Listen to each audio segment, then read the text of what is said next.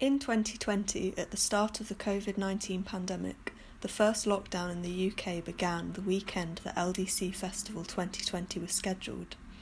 When this was announced, the LDC team had 1 week to prepare to host the 2020 LDC Festival online, making us one of the first festivals in the UK to take place online. We decided that the LDC Festival 2021 should also be online, and what follows are the recorded events that took place live online during the day.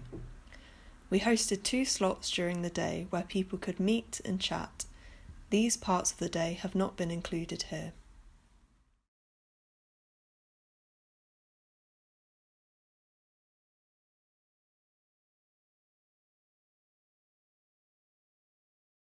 We're having the next part of the day, it's now become evening, of this lovely festival is the bit we've all been waiting for, to meet our shortlists of 2021 LDC Awards.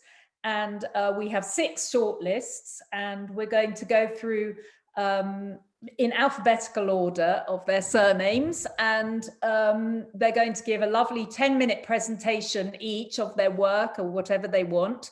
And if you have any questions, anyone, please drop them into the chat, and Emma will help, bring them at the end. So the idea is a 10-minute presentation, 5 minutes each for questions. So Michelle, let me introduce Michelle first. Welcome, thank you for doing this. And whenever you're ready, if you want to share your screen. And okay. Hi everyone, I'm Michelle. I'm going to talk about my work in progress, The Room with Stars. First, a little bit of background about me. It starts off a little bit on a low note, but it does get better. So I started to suffer from depression at the age of 14, but I had a feeling of being other or quite different to other people from around the age of 10. I felt quite dislocated from my peers in a lot of ways. And I think, like a lot of people here today, I always found art, music and literature a great way to escape and process difficult feelings. So I went off to study fine art at Glasgow School of Art back in the 90s.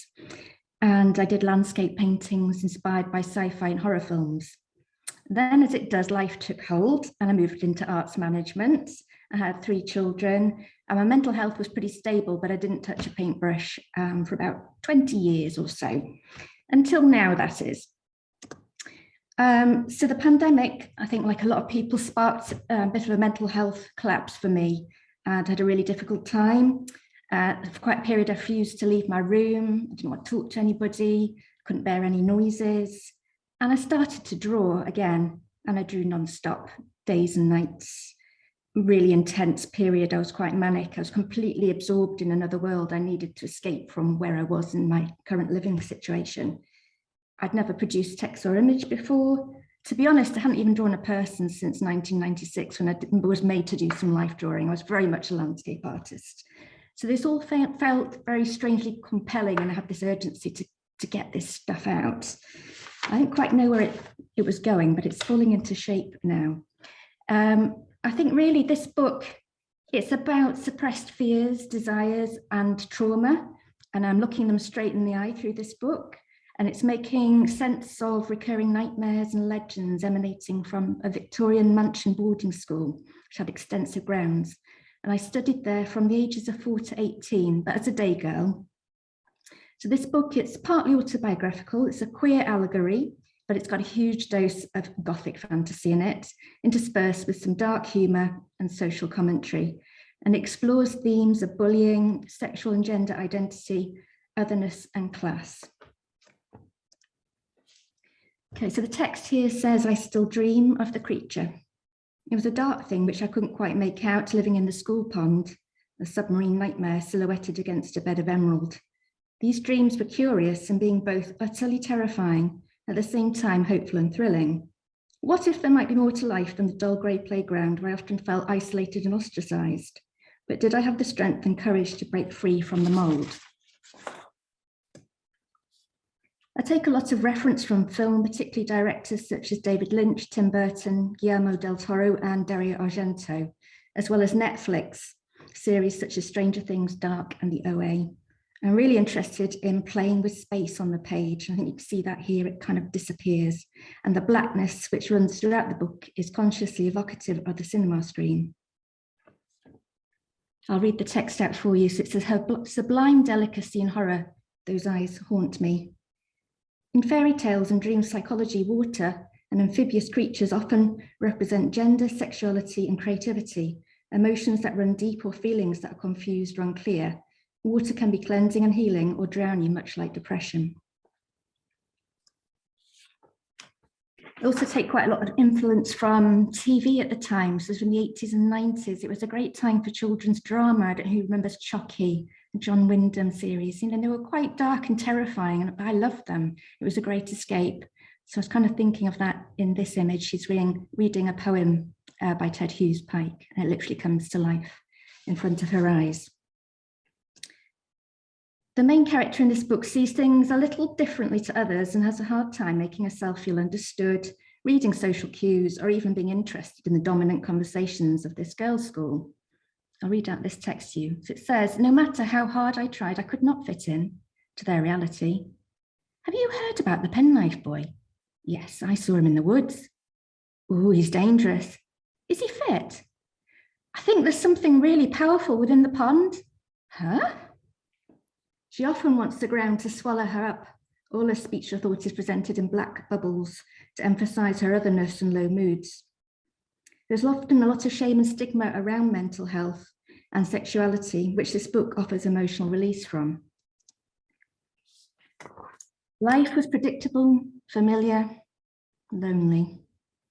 This book isn't about me, it's about all of us. Loneliness, the yearning for belonging, learning to cope with big feelings, and be our authentic selves in a world where we are culturally conditioned and tamed even from the moment we are born. But it's not a bleak book by any means, however, rather one that creates hope and optimism that we can reclaim our true selves, break free from our cages, and find purpose at any stage of life. So our lead character is kind of a queer, gothic Adrian Mole. Oh dear. I'll read this page out to you. My ability to kill any conversation dead was compounded by a social awkwardness derived from, amongst other things, interesting clothing. She's got a moleskin waistcoat, the dad's old shirt, spandex leggings, some pixie boots, perpetual bad hair days, niche hobbies such as showing cats, an obsession with squirrels. And she has a Catholic taste in music, including grunge, alternative and metal. We also see later on that she loves classical piano and has some dubious guitar skills. She has a voracious appetite for extracurricular reading, anything she can get her hands on, from the occult to logical fantasy, as well as queer classics. And I really want the readers to connect emotionally and be privy to her rich interior life. She has a diverse set of interests, which seem to be ever growing, which often trip her up, ultimately come to her rescue. It's the kind of story where we root for the main character to overcome huge adversities. We witness and live vicariously through her as she undergoes a complete metamorphosis. Not the Hollywood type where she just gets a makeover, but one where she channels her individual strengths, things she never knew she could do in her own unique ways. What lies within and beyond?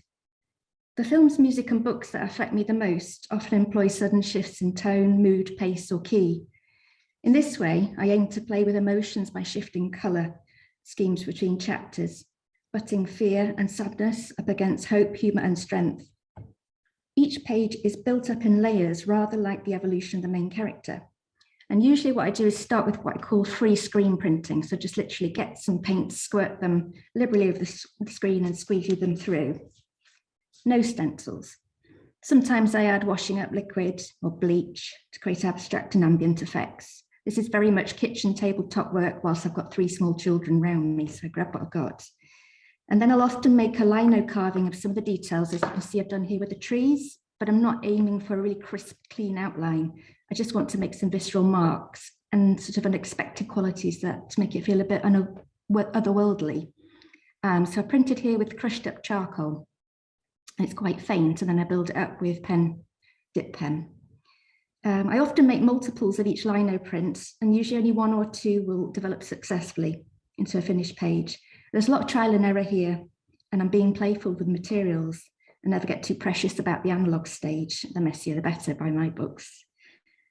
Then I build up the layers further, often adding nature prints with seasonal wildflowers, grasses and leaves, For example, you can see ivy leaves and dried cornflowers here. And I've also rolled over some hydrangea petals. And I really love playing with the inverse for dramatic effect. I'm also heavily influenced by fine artists, given that's my background. It's probably not surprising, but I love people like Peter Doig and also the old masters. I was trained in my first year at art school to be a forger, basically, how to copy the old masters. And that always stayed with me. And I love building things up in layers and quite tonally.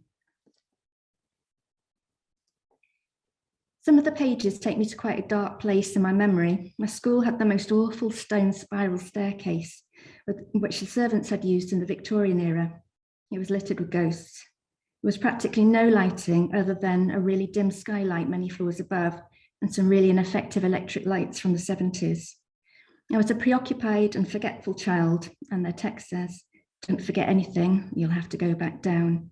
And I frequently had to run back to form room mid-lesson because I'd forgotten a ruler or a textbook, and it was the most terrifying place on the planet, that staircase. Here goes the key change.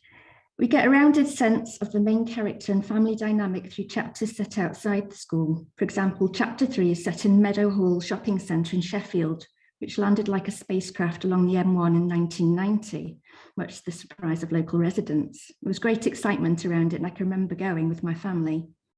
This chapter affords a lot of humour, but there's still underlying pathos. The main character doesn't speak a word in this chapter, but you do see her inner dialogue entirely through black thought bubbles. In the shopping centre, we get a stronger sense of gender issues and discomfort with feminine ideals, as well as subtext around wealth, consumerism, and class. I think, like all of us, my style is developing as I progress the book. And in this image, I'm starting to actually include film stills in the layers in Procreate. And it's actually got some bits of Suspiria by Dario Argento. I don't know if you know it. It's about a ballet school in the woods that you'd never want to go to, basically. And I'm not wanting people to think of that film per se when they're looking at it, but it's just the otherworldly lights and pulling different things through that I find quite fascinating. How do you make the mundane look quite special? And thinking about impartial memories, how they don't come back cleanly either. Often it is about the lights and smells and the sort of tactile qualities. The common theme between all my chapters is the exploration of interior and exterior space, both mentally and figuratively. It acknowledges the power of buildings to shape our identities and hold memories, including trauma. And I find it quite poignant that my previous work so long ago was all about landscape and exterior. It's only really now in my 40s that I feel I can actually have the strength to look inside myself, to acknowledge trauma and things I've been frightened of, and start to not be afraid of myself, and to kind of make marks as my authentic person in the real, in the world. So for me, it's quite poignant, but it might not mean so much to you guys, to go back to these buildings, which made me feel quite frightened as a teenager and stressed. It's quite a hard thing to do. So I'm balancing out with some bright splashes of colour and some humour as I go through. That is my end. Thank you. Wonderful. Thank you so much, Michelle. Lovely. Does anyone have any questions for Michelle? We have a couple of minutes. You've got lots of lovely comments in the chat, Michelle. Oh, I haven't seen that. I was so focused on getting my script out. Exploring, truly wonderful. The imagining. Well, oh yeah, Patricia, do you have a question? Yes, the layering, which I've noticed, where there seem to be like buildings with echoes of them and shadows or reverberations of images over the same. I'm like, what is the part of it is wondering where that's coming from in you and how do you come? I would have just drawn the building. I would not have thought of the reverberations or layers of the image, and they add so much power. Thank you. I think because I spent 4 years painting from film, watching film stills, in my early 20s, I kind of have that way of thinking about, I like the idea of memories and bits, fragments trapped underneath the skin of an oil painting. So I felt quite excited to use modern technology. So when I was feeling very depressed in the pandemic, I went and bought an iPad. I didn't know how to use it. And I was really excited by the potential for this to kind of do what it had taken me 3 months to do with a painting, I can do in a day now, layering up things. And I just think, the way we experience the world and our memories is so multi-layered. We're always recalling bits of a TV series from many years ago, or a fragment of a film, or, meeting a friend in a shopping mall. And I just love how being human is so multi-layered, and to kind of bring it in quite a cinematic way, I find it's quite cathartic and quite playful as well, because I just love the colours and shadows and the different atmospheres that it can create, which is unexpected. Thank you, Michelle. So we need to make time for everyone's presentation. So would you mind do read the chat, Michelle, and if anyone has questions for Michelle, to drop them in the chat, we can have that going. Thank you again. Would you be able to stop sharing your screen so I can... I'll remove the spotlight. Thanks, Michelle. And next up, so Emma, you're helping me spotlight RT Jane. RT Jane, are you around? Are you there? I can see you in the list. I'm not finding her yet. Here I am. Oh, there you are. Brilliant. Yes, great. To share your... Did you manage? Great, thanks, Emma. Sharing the screen. You got that? Excellent, thank you. Take it away. Brilliant. Right, it's a hard one to follow that. Well done, Michelle, that was superb. What amazing work. Anyway, my name's Jane. I live in rural West Yorkshire, and I'm retired, as in I'm retired from paying work, but I've always drawn and painted, but it's not really until retirement that I kind of decided this was my time. And in some way, I do feel like time's running out, so I'm 65 and I feel like I've got this real urge to do this work and to do more work. And this book is the first step in that direction. So this book is called Trust My Father. It probably is the most important work I will do because it's so personal. And for me, it's absolutely incredible that even 18 months ago, I wouldn't have believed that I could talk about this subject publicly and openly, or have produced what I have done. So here I go.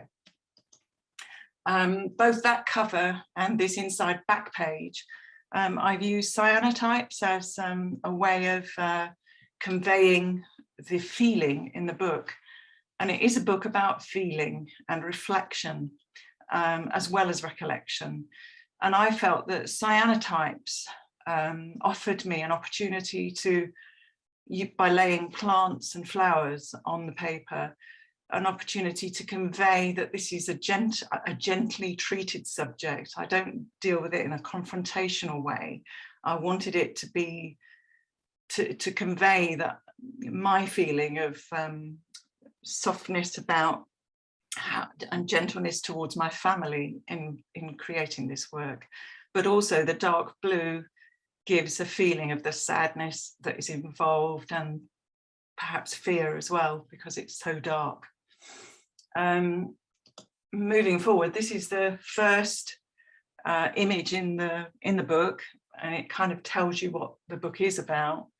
I'm holding my father's hand, and several women, when they've seen this book, have said, how could you hold his hand when he was dying? It was hard, but I wanted him to say sorry, but he didn't. And it's been it is a book about the recollections and reflections on life living with a sexually abusive father. And it's been an amazingly cathartic and slow journey getting here, because I hid everything from myself until I was 30 years old. And it was only once I had my daughter Anna, who might even have joined to listen to this today, that I started to remember what had happened to me. And it's taken 35 years for me to come completely open and to say, I'm going to talk about it now. I did this drawing of my dad when he was dying on my iPhone when I was sitting by his bed. And I think I did the drawing because I thought, well, if I look at him really closely, perhaps I'm going to work out why he did what he did, which obviously wasn't ever going to happen. But of course, it's now page 2 in my book.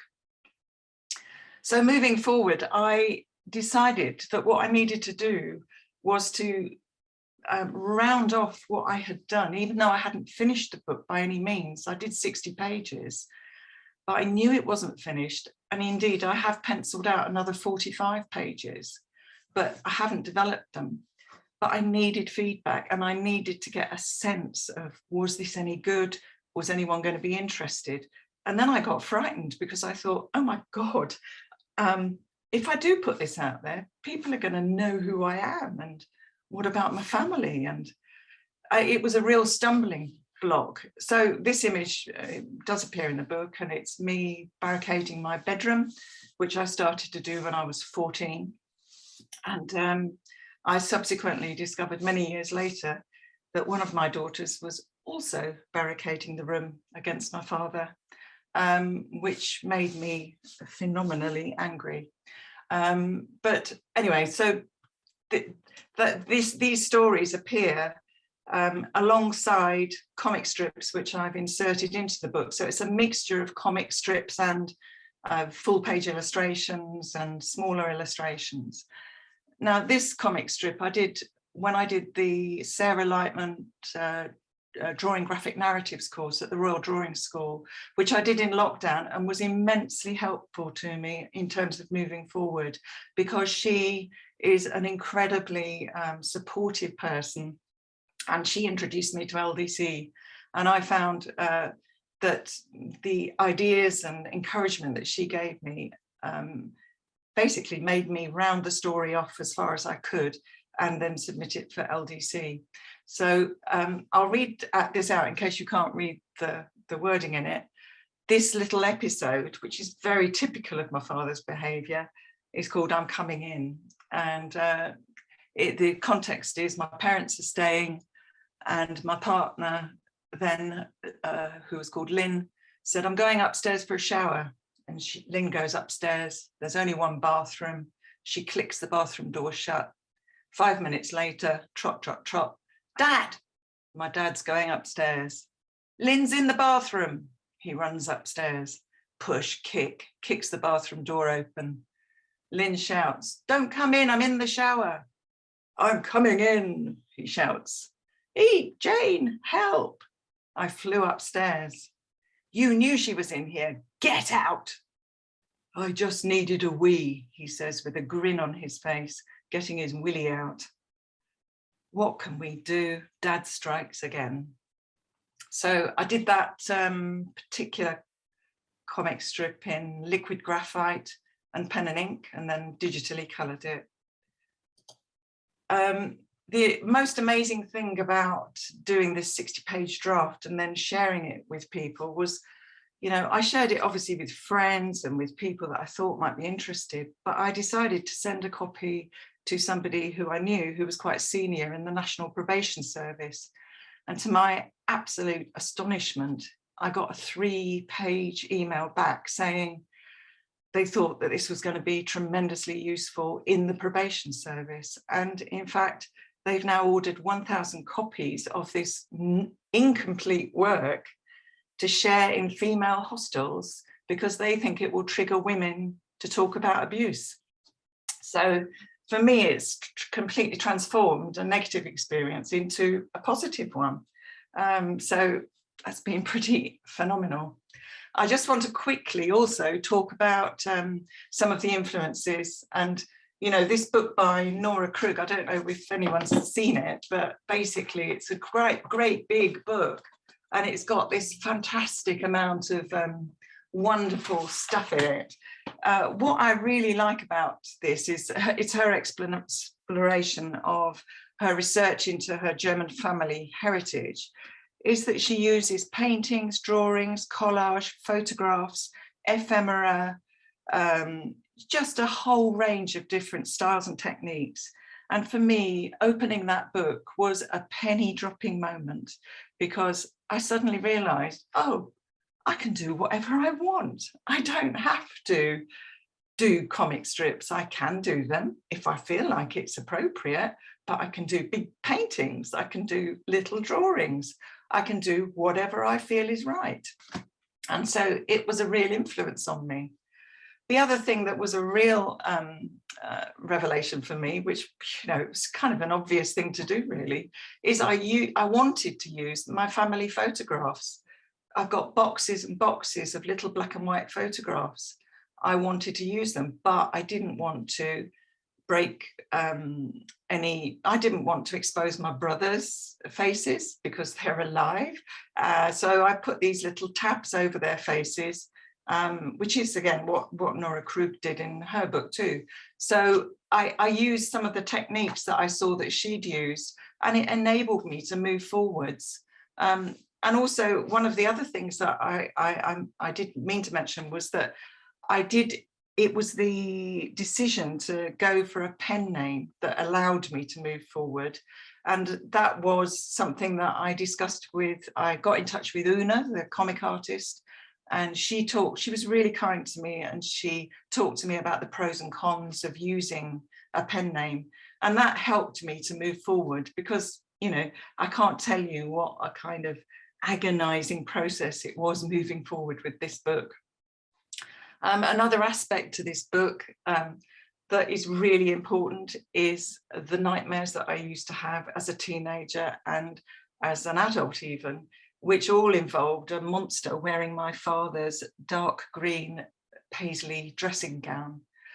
And I had to find a way of communicating my fear and terror of this monster. And I tried to do it using printmaking and cyanotype here, which are mixed together. And I used one of those Indonesian wooden print blocks for the paisley design, which I just coincidentally found I could get hold of. So that image of the dressing gown, the treatment is different in different parts of the book, comes up again and again. And then finally, I'm going to end on this. I don't know how I'm doing for time, but I wanted to end on this one because I've been able to be open about this now. I find it actually somewhat ridiculous, his behaviour. I mean, this is him popping his head round the door to check I'm in the sitting room, and then da-da, standing there naked. And I can laugh about it now because, you know, at one level it is comical, it's ridiculous that he used to behave like that. And I'd like to also end on by saying it's just a total honour to be on this shortlist, and I'm totally humbled by being alongside the amazing women that are on it. So that's it. Thank you so much for sharing this. And wow, what an evening we're having. This is, you talk about the beautiful, you know, that you're the second presentation making something so beautiful out of your experiences of pain and difficult subject matter. So excellent. And you too will be, we're running out of, we're already all close to going over time. So I'm going to ask you if you read through the wonderful things being added to the chat about your work and your story. And perhaps if people put questions in the chat, that would be wonderful if you're happy. Yeah. Okay, thank you. So thank you again. This is such a lovely, what a lovely evening for us hearing these, looking at this as well. So Emma, next up we have Bruno Martini. Hello. Are you ready, Bruno? I am. Okay, I'm gonna share my screen. Yes, wonderful. And Emma's gonna, ooh, hello. Oh yes, that's what it is. All right. Can everyone see the PDF? Yes. Are you is Emma? Yeah, perfect. Thank you. Lovely. Thank you so much. So, hi everyone, I am Bruno Martini and I'm from Italy, but I moved to the UK about 10 years ago to work as a freelance animator, videographer, and photographer.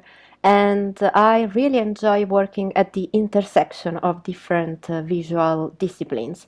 I feel that it's in the graphic novels and comics where I can properly combine all my influences and, play around to create something interesting. But how did this start? So it all started back in the 1990s when I was a child in northern Italy.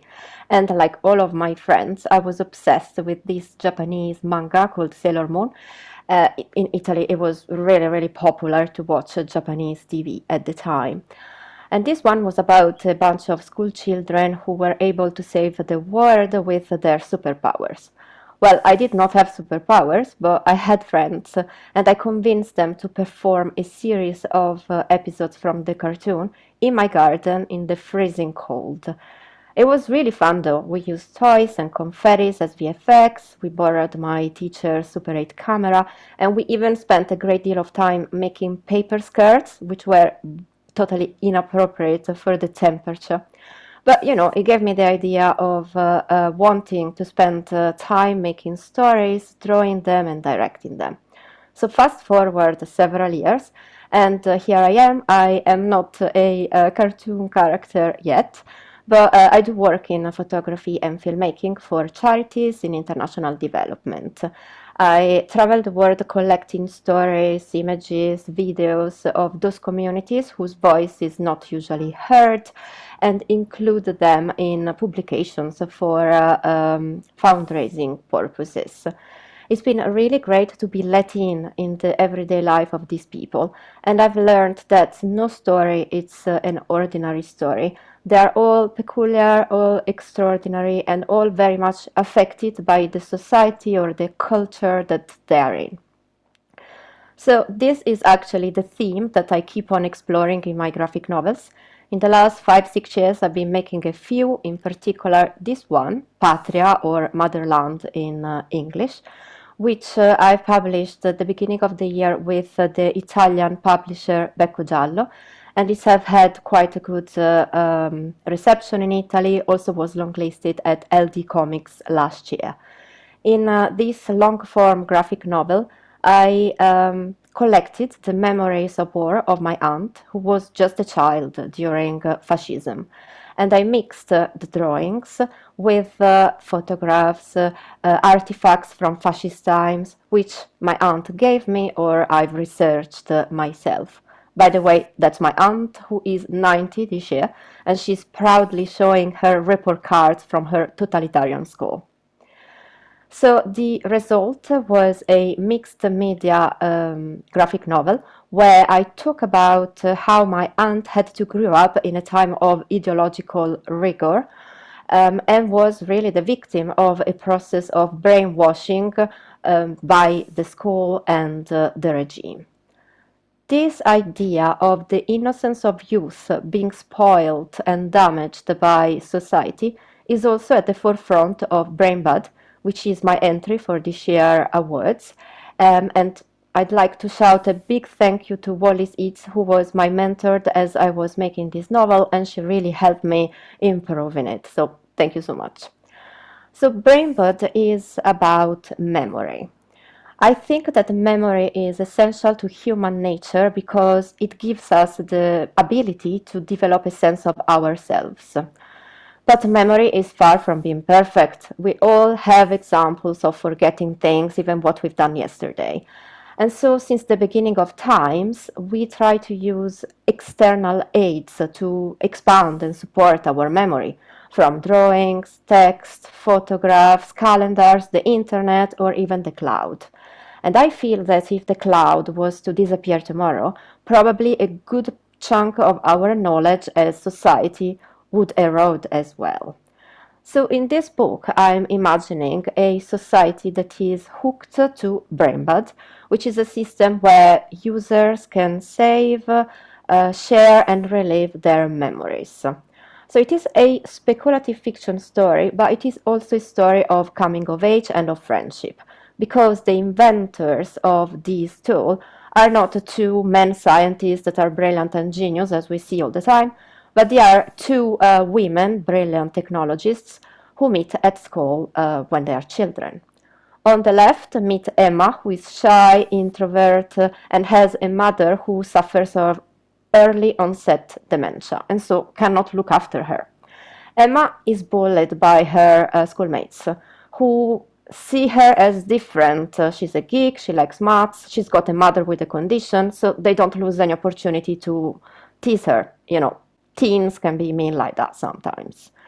And on the right, meet Gina, who is the opposite. She's obnoxious, she's strong, she doesn't care what people think about her, and she will defend Emma from the bullies, even when that means that she's going to be the victim of the bullies herself. So here are some pages from the graphic novel.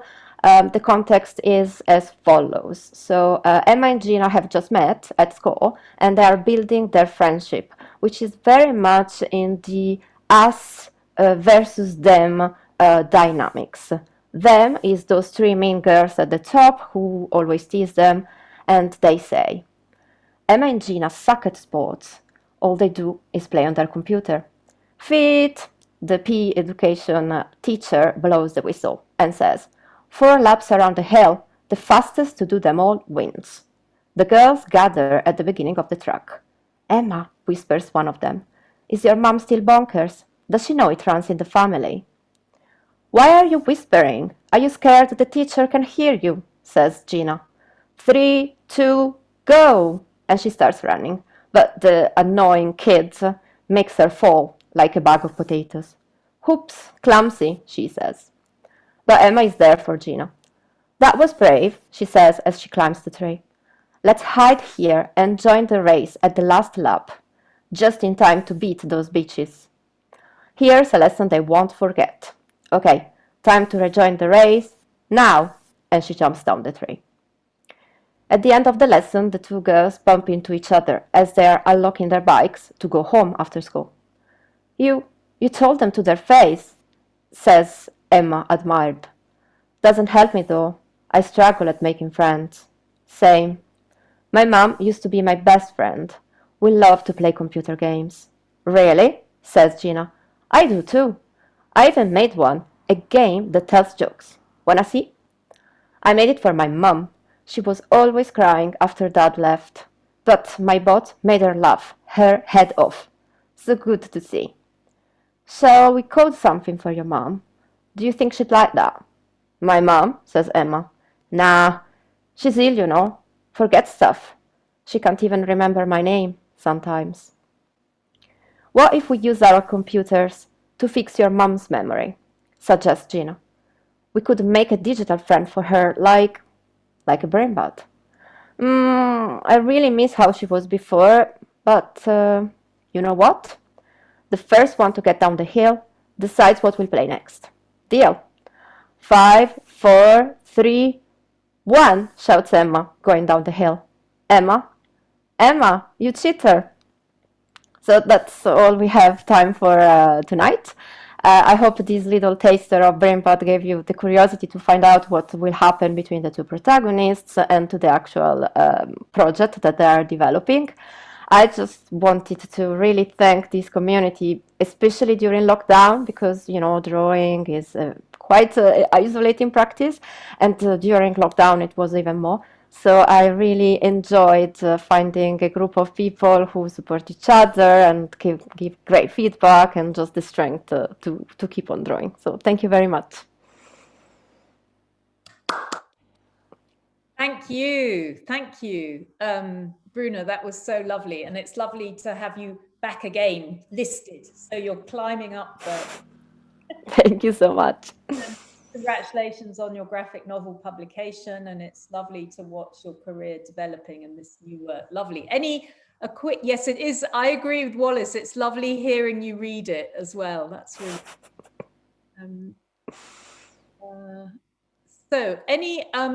And Lou is saying it's so enjoyable hearing everyone talk about their comics. I was just thinking that it's lovely to see the full context of how the work's made. So You kept your 10 minutes beautifully, Bruna. So if anyone has any questions to drop in the chat for Bruna, please do so.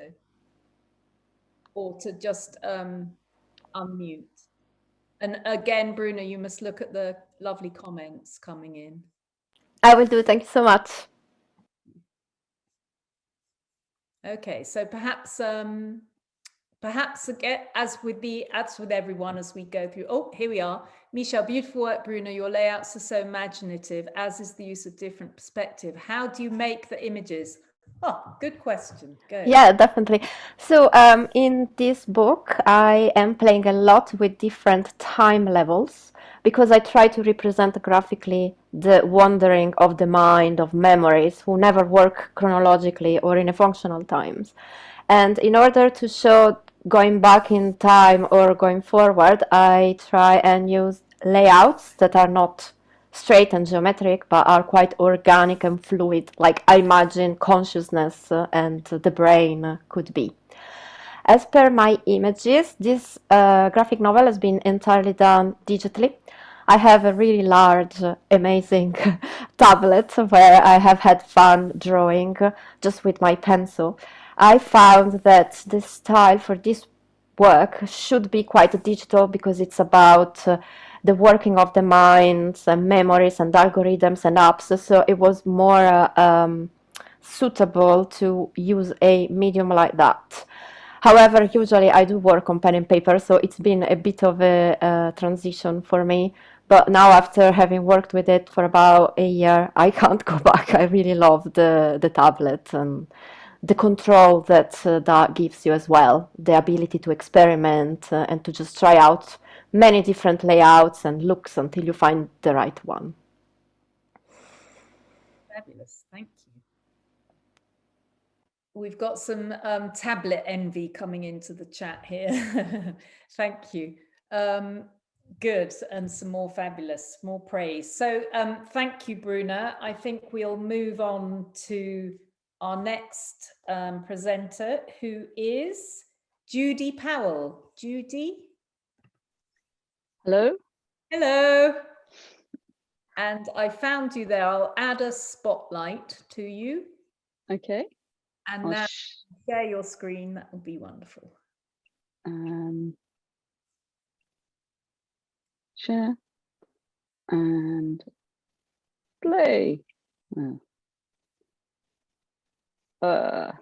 Yep, go on. A second. There. Perfect. We got it. We've got it. Great.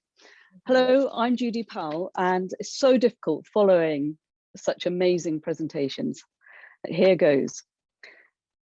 The memories that are at the source of my novel, which is Ways to Kill My Mother's Lover with Limited Pocket Money and Minimum Mess, were triggered a couple of years ago by an old school friend, Bryony Bax, who shared a poem she had written about something that happened to me when we were children.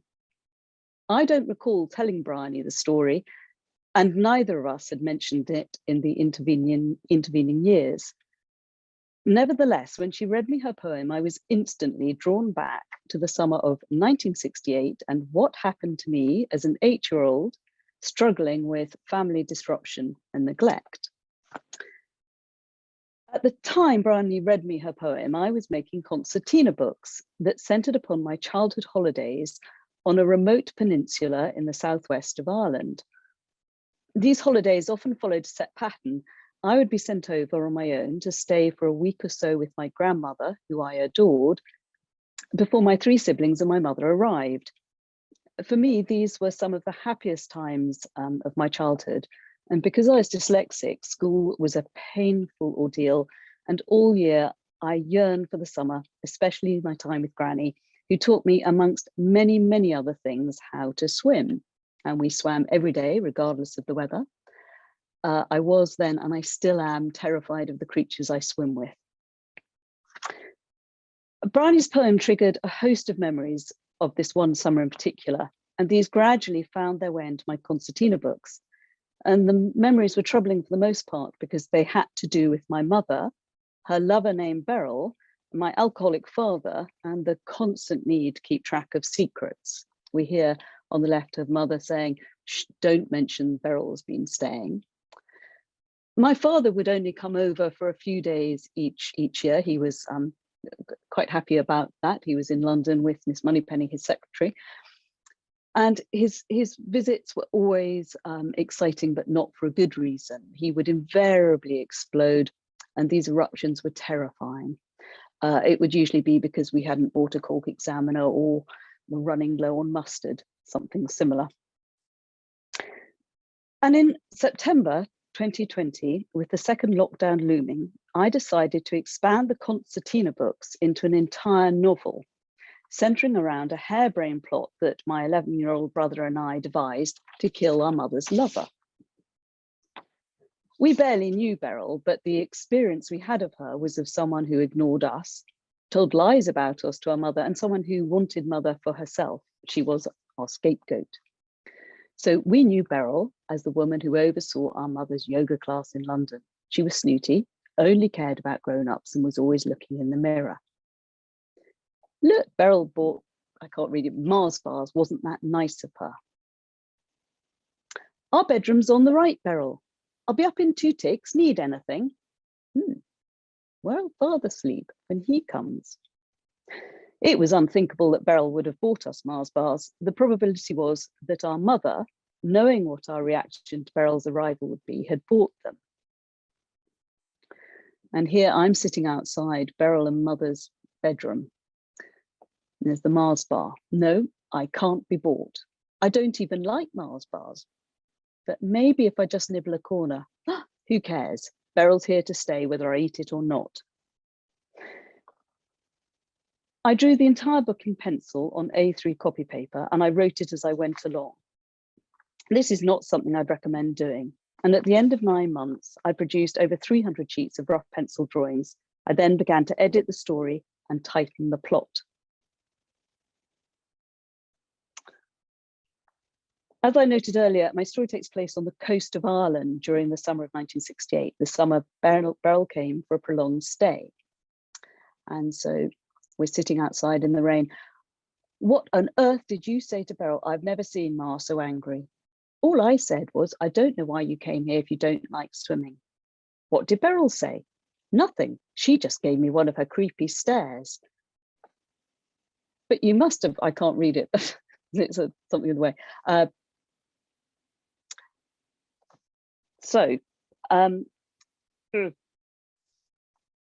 The novel's action is seen through my 8-year-old eyes as I try desperately to understand a number of puzzling events. I wonder, for example, why my older sister left Ireland early, where did Granny go, and most puzzling of all, why was Beryl here at all? The panels are drawn in pen and ink with watercolour wash, remembered scenes or piecing together events and daydreams are black and white. The reader never sees Beryl's face, only her legs and feet.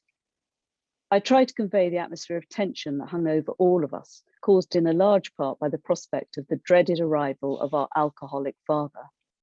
The tension rises as the holiday progresses, and without the stabilising presence of my grandmother, who is elsewhere, and my older sister, who is sent back to England, my brother and I conclude that Beryl is at the core of all of our family's problems and that we need to take matters into our own hands.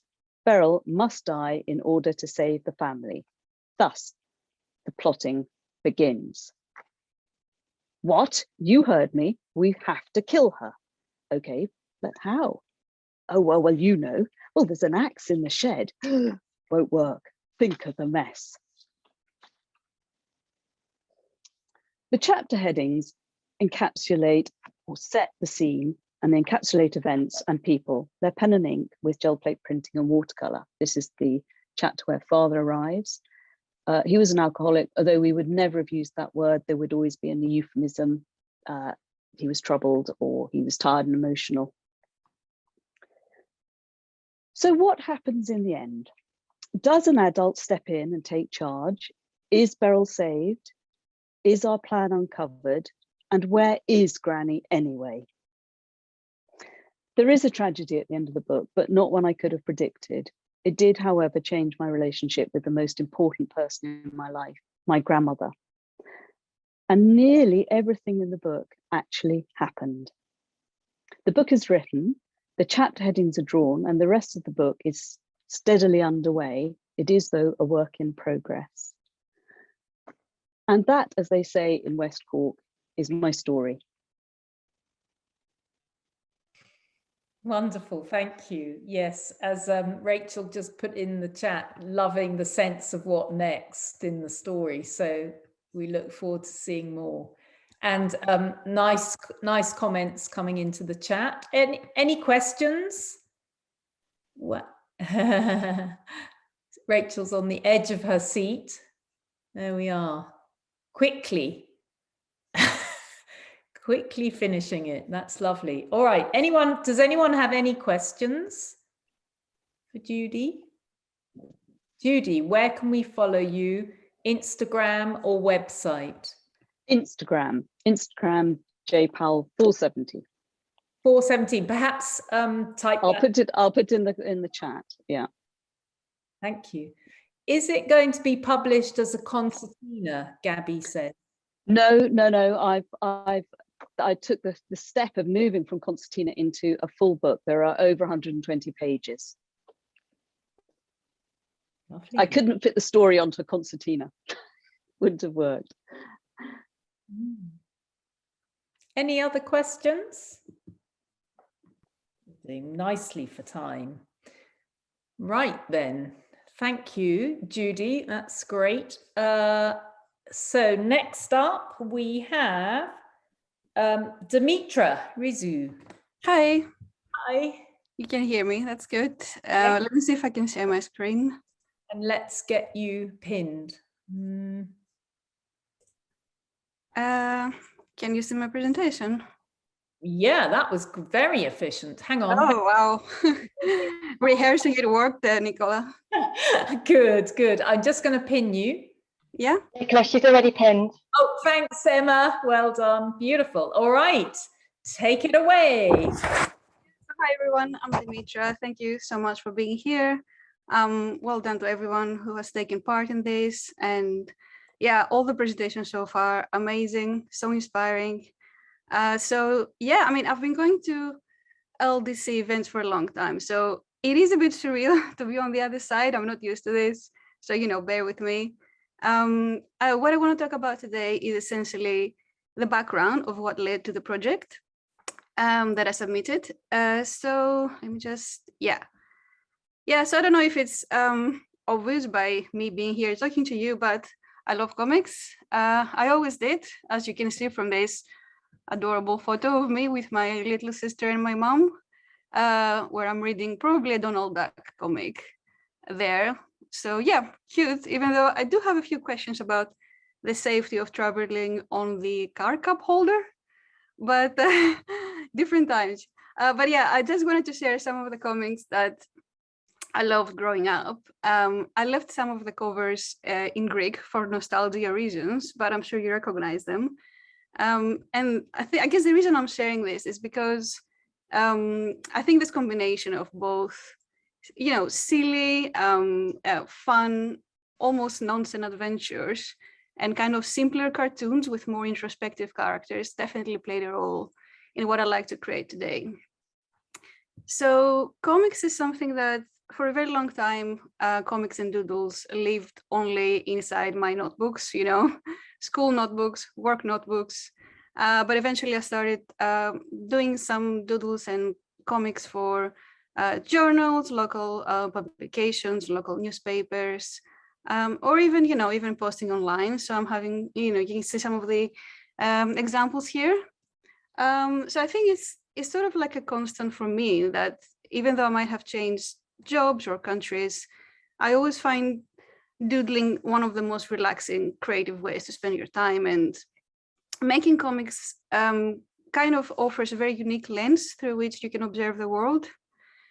And I love how direct comics can be. So I just wanted to share this because this is the very first comic I shared online with this sort of idea that you can just make something and put it out there and you never quite know who it might reach. Also it gave the name to my blog or account, A Whole Universe, pretty much because I couldn't think of anything else at the time. So I love writing and storytelling in every shape and form. And I just wanted to share this also because I wanted to give a shout to this amazing organization. This is one of my favorite projects that I've worked on. And this organization called Ministry of Stories, it's a charity that inspires children to be storytellers and have more confidence in their writing skills. And, you know, what we had to do basically is just illustrate some of the things that they wrote, which is just absolutely incredibly rewarding because their imagination knows no limits. And yeah, so this is a travel guide for monsters that I illustrated, and it's available at the Hoxton Street Monster Supply Shop, which is a really fun shop to visit if you are in the area or online. So, and all profits go to charity. So, you know, worth checking out. So yeah, this is just a bit of the more fun stuff that I like to do, but I wanted to share a little bit, I guess, the other side of this, which is I also like some more, I guess, more introspective cartoons in a way. This is a project I worked on before. It's kind of like a picture book for grown-ups, I suppose. And I wanted to share it here because it very much led to the story that I'm here today for. It's almost like this was the previous step. I guess I should read it for you, right? So every time you can't sleep because you contemplate all mistakes and wasted time, consider this. What if it's time to embrace your past self? Stop judging old fart. I know much less than you do. Remember, you literally owe your existence to all your past selves, no matter how flawed they are. So maybe just let them be. I gave birth to you. And by the way, this goes for the future too. Every time you worry about all the terrible things that could happen and you panic about how you would deal with them, what if you trusted your future self to figure it out when the time comes? I got this, kid. Don't underestimate me. And ask yourself, what if the terrible things don't happen at all? What if some of the good things happen instead? I can't even remember what I was worried about back then. So yeah, I worked on this project. I never quite finished it, but I think the reason was that I felt there is something really funny about existential ponderings. Like, it's hard to think about, you know, the meaning of it all without considering how funny and amazing it is that we get to do that in the first place. And who we are is a big part of it. So that's what I focused on next. And this is the project that, I'm going to talk to you about. Ooh, I think my screen just got stuck. Oh, there you go. So to tell you a bit about the comic that incredibly made it to the shortlist. Like I said, I've been posting cartoons here and there online, or at some point I posted this series of child versus adult. I can read it for you. So first one is time perception as a child. Welcome back. How was your afternoon? Afternoon? Time perception as an adult. I'll just finish up here. Oh, come on. Confidence as a child. I am a genius and I should be the president of the galaxy. Confidence as an adult. I am the most useless person ever and I should never attempt to do anything. Yeah, so these were supposed to be one-time thing, but I posted this and a few more, and I found myself thinking about these characters, and I was wondering, you know, obviously the adult being so different from the child, what was it that turned one into another? Who were all the cells in between, all the intermediate steps, what comes next, all that. And basically, most importantly, what would all these people think if they ever had a chance to meet? How would that happen and where could it lead? And especially in today's world, with them representing very different points in time. So yeah, anyway, suddenly with all this thinking, I had a story in my head, almost beginning to end. And I started writing about this person who is, you know, quite average, a bit lost, a bit miserable, and after a strange encounter, ends up being haunted literally by all her selves, her past, future, present, potential, and so on. And all of whom have very strong opinions about how she lives her life. And obviously she desperately wants to get rid of them. But the more she tries, the worse it gets. So here on the left side, you can see some of the panels from the comic that I submitted for the competition.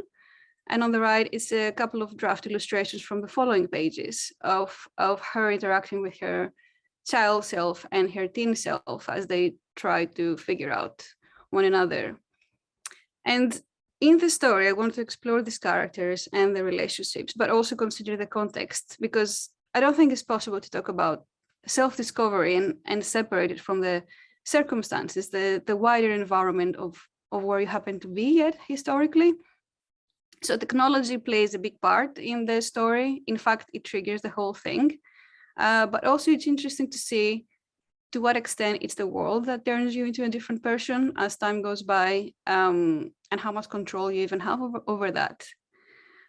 So yeah, it's a lot of serious stuff, but not in a too serious way. I find that humor and existential crisis go well together, because humor allows you to go to some dark places. But yeah, I mean, that's the theory anyway. It's still very much a work in progress, even the title. But that's I mean, it feels a bit weird to share something that's not even halfway done, but that's the great thing about this competition. It kind of pushed me to do something longer and finish something. So yeah, once I decide it's done, I'm happy to let you know, but it might be a while. And this is another thing I love about comics. It's so versatile as an art form, as we have just only today from everything we have seen. You can make something quickly and share it online and forget about it, or you can, work slowly on something and pour your heart and soul into it. Of course, any art form can do that, but there's a specific combination about the images and the words that make comics. They give you a very unique kind of voice, I guess.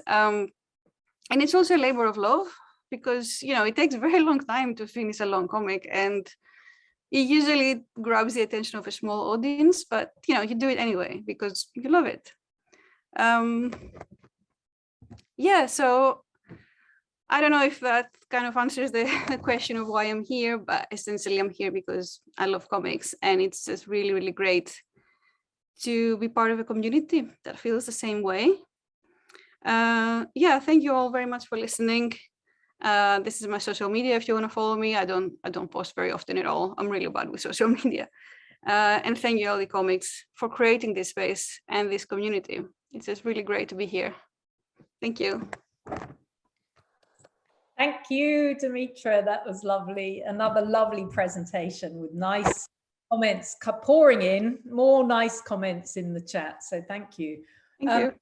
Then it's so nice, as you say, the difference in tone and subject matter coming out tonight is just fabulous. Does anyone have any questions for Dimitra? And that's great, putting your handle into your presentation, but do please, everyone, put your contact handles, Instagram and websites into the chat. That would be great. Yep, okay, some questions will come in the chat. Thank you. Thank you. Hey, we have our final presentation from Anna next.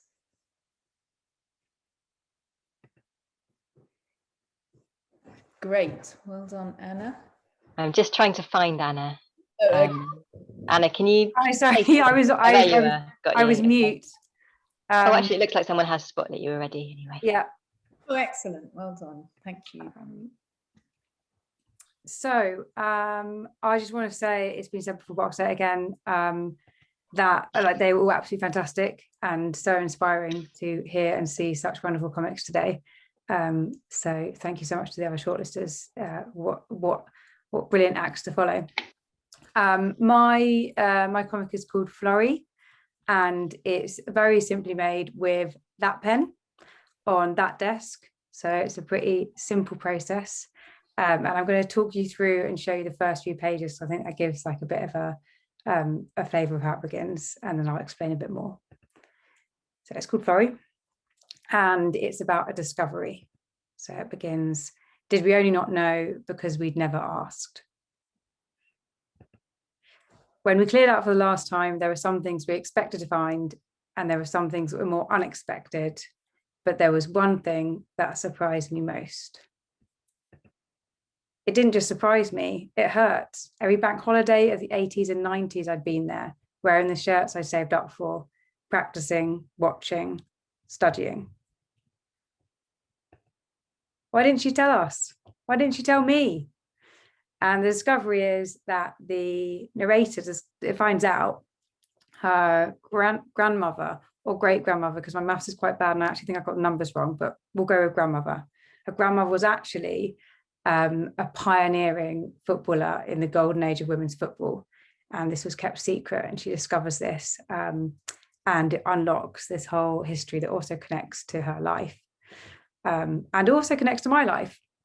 So today is a really special day because it's the LDC Comics Festival, as we all know, but it's also a really special day because 100 years ago, on the 5th of December 1921, the Football Association banned women from playing football.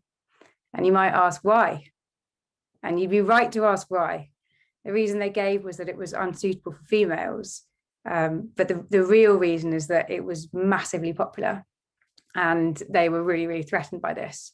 So in the 1890s, the quite extraordinarily named Nettie Honeyball started up an England women's football team. And they were getting huge crowds. But then what really kicked it off was in World War I, in the munitions factories, loads of women started up teams and playing together, and they were getting crowds of like tens of thousands, 20,000. And it was hugely popular. And there was one team called Ditka Ladies in Preston, and they were just phenomenal. They were just beating everyone. And on that team, I just saw there were loads of players called Florrie. So I was really struck by this name. So that's why my character's called Florrie. And in these teams, in the England team, they actually had all these international matches as well. So they went to France, and they were hugely popular wherever they went. So my comic's about women's football, but it's also about LGBT history, and I think they're actually connected. Sport, especially for women, and kind of gay history, and having a safe, welcoming place. I've definitely found that in women's football. So it's about the kind of relationships that we're forming on and off the pitch with the players, and also in current times with the narrator, her kind of experience of football and of being gay as well. And this is actually this picture is taken from an actual photo of two captains kissing before a match, which is really lovely, but also quite mysterious. So there's also a personal kind of connection for me. I really love football, and that's me when I'm 9 years old in my Man U kit that I try to wear every day for school. And this is me a couple of weeks ago on muddy Clapham Common, having won a match, which doesn't always happen. And that's why we're looking ecstatic, even though it's absolutely freezing. And my football team is really important for me. And loads of them were at Wembley today because fittingly on the centenary of the ban on women's football, there was the FA Cup final for women's football today. It was Chelsea Arsenal. And there were 40,000 there, and there were some captains from the 70s, which was when the ban was lifted, so like 50 years later. And it actually, it's quite a moving day today for women's football. So that's Florrie, but I thought I'd also just give you a few pictures of other kind of comics and graphic novels I've worked on. This is one called Ezra Stonely, and it's about an apprentice taxidermist. And I worked on that for a while, and I was really pleased it was shortlisted for the Myriad Comics competition, so that was nice. And this is the first chapter of Animal Farm, which might look similar, but the animals are supposed to be alive in this one. And this is a comic about a slightly fictional aunt who loves Jeremy Corbyn, and this was in SelfMadeHero's Corbyn comic book. Which was nice to be a part of as well. And I also do some other illustrations, so I thought I'd just briefly show them. This was the Royal Society of Literature. This is Wilfred Owen in the Trenches. And I often draw things that are kind of literary, but I've also chosen some things that are from the period in which some of Florrie is set. This is a Queer Bloomsbury illustration, an article something about Queer Bloomsbury. That's some Philip Pullman stuff, and then that's just Lord Byron with a bear. So thank you for listening, and that's me done. That was great. What an amazing set of coincidences. It's unbelievable. And unbelievable what's coming in the chat. Only lifted in the 50, what was it? What was your 50 years before it was lifted, the ban? Whoa. Mm. Any other questions? Any questions for Anna? Thank you, Anna. That was great. Yeah, great story. And lovely to see your other work as well. Really nice. Beautiful.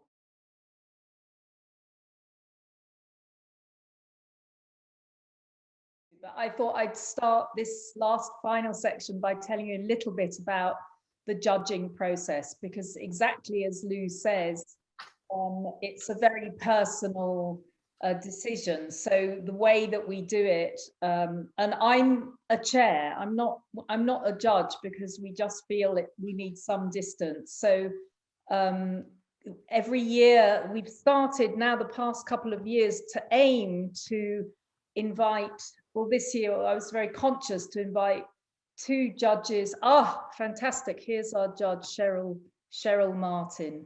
Let's let Cheryl. Yeah, I'll spotlight her.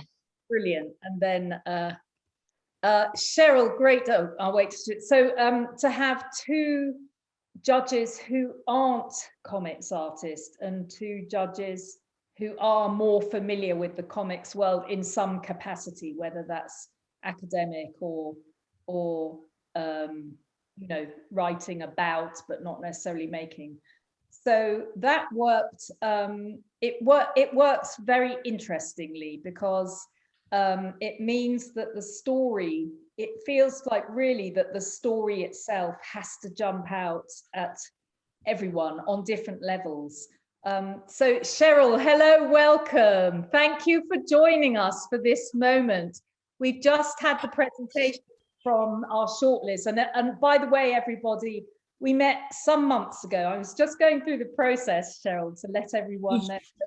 But the process is we send out PDF versions of your works, your entries, to the 4 judges, and then we had a lovely meeting on Zoom, and we ask the judges to choose the long list and the short list, and then we thrashed it out. And wasn't it amazing, Cheryl? It was such a privilege to be able to read them all.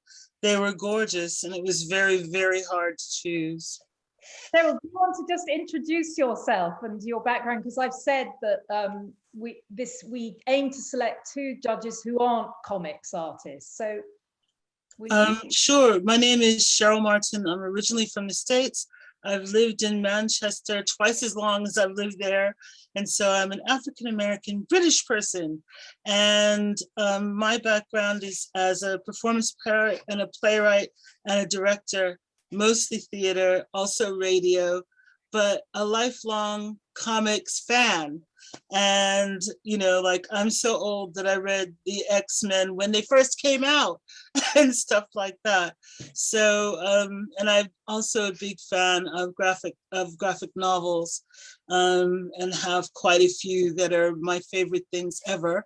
So I won't bore you by going into all that, but that's why I was so happy to be able to do this. I was lucky enough to do a workshop with some international women graphics artists, and then Nicola invited me to judge, and it really was, they were beautiful. They really were, and some of them were the funniest things I'd read all year as well. I think and Amy at Galloway, great to have you back, because you spoke earlier, but Amy was one of our comics type people, like immersed in comics. But I think we went, I mean, not we, because I quietly select my favorites as well. And then I was like, oh, really? And so Amy, tell us, and it was quite interesting. Carrie is hoping to join us, but I think Carrie and Amy would chip in with, well, the paneling is quite clever, isn't it? And Cheryl would go, yes, but the feeling.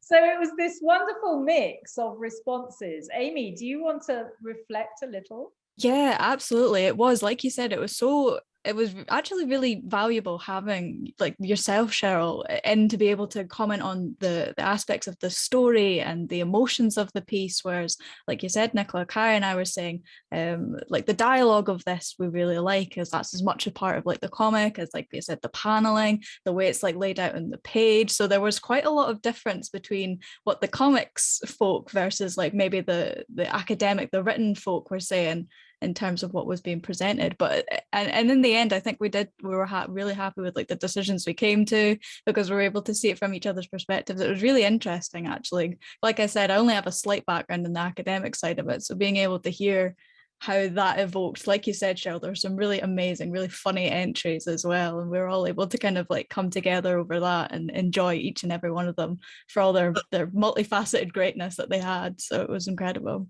Well, it was a revelation hearing Amy's perspective, because of course I never thought before about sort of how it's laid out. Is it interesting in terms of, like you said, the panels and all that kind of thing? And was that really innovative and different?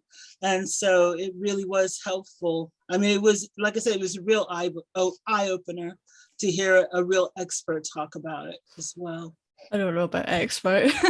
But you're an expert compared to me. The fourth judge was Noosh, who's an animator. And again, so having, you know, yourself, Cheryl, as filmmaker, performer, poet as well. We had a bit about poetry this afternoon, poetry and comics. But that coming from those different disciplines made it really rich and fascinating, and responding always the bottom line. And this is what we at LDC are convinced of. The bottom line is the story has to work, or has to be able to move people beyond those who can understand and read comics. So very much so, yeah. I was just going to say that obviously we all had different criteria when we were judging it as well. So it was interesting when it came together what we kind of based it on.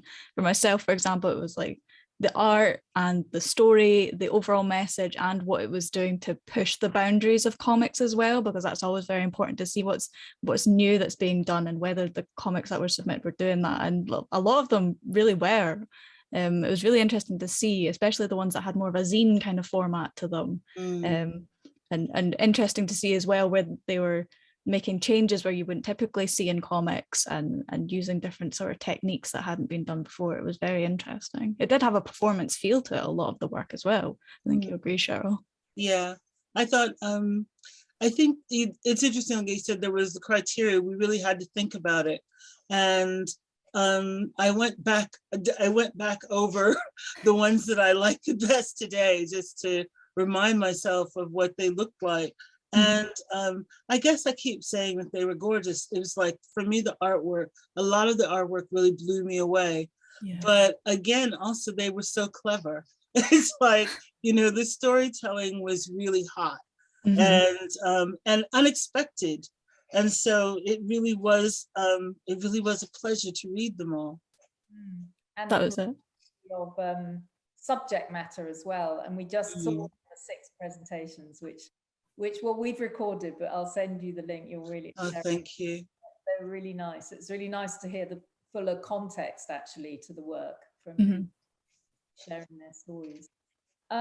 So that was the process. And oh, I know the one other thing I have to say really to everyone here, who particularly those who entered, is looking through everyone, every entry got on someone's long list.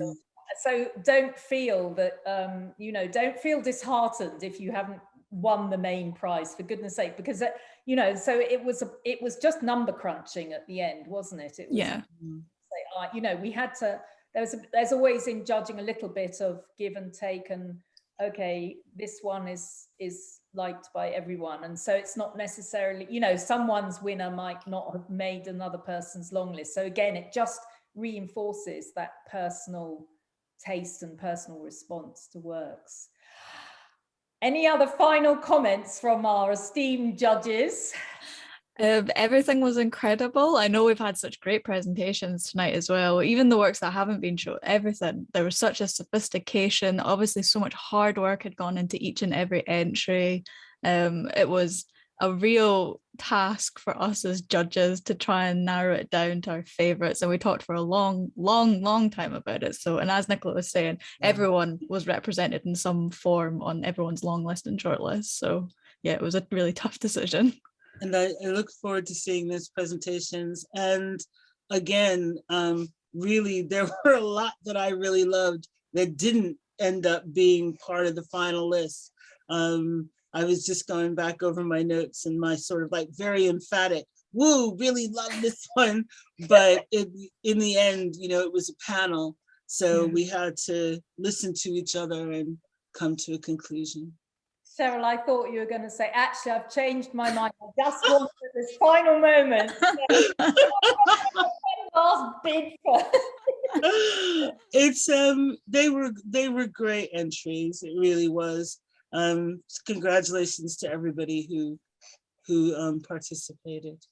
So 18, 19, 20, this is the 4th year, and also the standard, as Lou was saying earlier, has just gone up every year. It really, and again, looking at the shortlist presentations, it's really good. Right, and then so I'm going to make the announcements now that we've all been waiting for. So the Roslyn B. Penfold Award, and just to reiterate, unfortunately, Roslyn B. Penfold is a pen name, so that RT Jane, that's relevant to you. So, but usually she comes in with a comment about the importance of encouraging older women, because her first book, her graphic memoir, was published when she was 59, and it was her first comics work. So that's the point.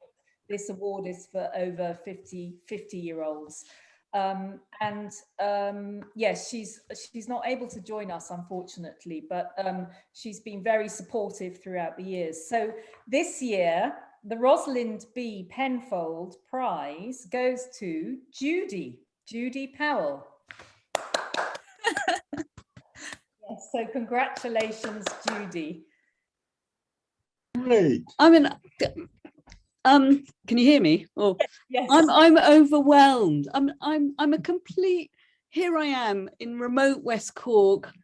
I didn't even know about LDC until February, and I just happened upon it, and I cannot express my gratitude for how someone working quietly on something that's very close to my heart, even though seems quite light. The difference it has made, having this to work towards and having got this far has just made has been so important to me. So thank you. I'd also like to thank Gary, who has supported me, and Bryony, who's actually gone off to watch a James Bond film, but because it was her inspiration and because we've been friends for so long. So thank you, and thank you, Gary. Oh, well done, you, fabulous. And one of the things that all 6 shortlisters will be brought together, we talked about when I met you briefly, so we'll come together for a weekend or a couple of days residency. At the moment it will be online, but I mean in the future. Yeah. Congratulations, that was good. And our final winner for 2021 LDC award goes to Michelle Freeman. I'm totally shocked. I haven't really prepared anything. Your Oscar speech. No, well, do you know what? I kind of came across this through Google, a bit like Judy, and it's just been life-changing to have found this community, which gives a voice to people who felt marginalised in different ways. I think a few of the other shortlisters have said tonight, it's about that liberty of the art form. The panel, you can shape it how you want, and it feels like first time I'm not confined in a box that somebody's put me in. And I'm just so happy to have found you all. It just really means a lot. And I also want to echo what the judges said about don't give up. Anybody who's entered or doing little doodles in the corner, because dreams can come true, you know, if you put work into it. And it's about you as an individual. And I think all the other shortlisters are all so different in our styles, and it's just brilliant to see that diversity. So thank you so much. I can't quite take it in. Thank you. And let's keep going. So yes, thank you to everybody. And on that note, thank you, and thank you for everyone who's joined in throughout the day, and our guests as well. Thank you, Amy, for being guest earlier. Thanks for the team, and have a lovely evening. And I'll follow up with an email. Thanks, everybody.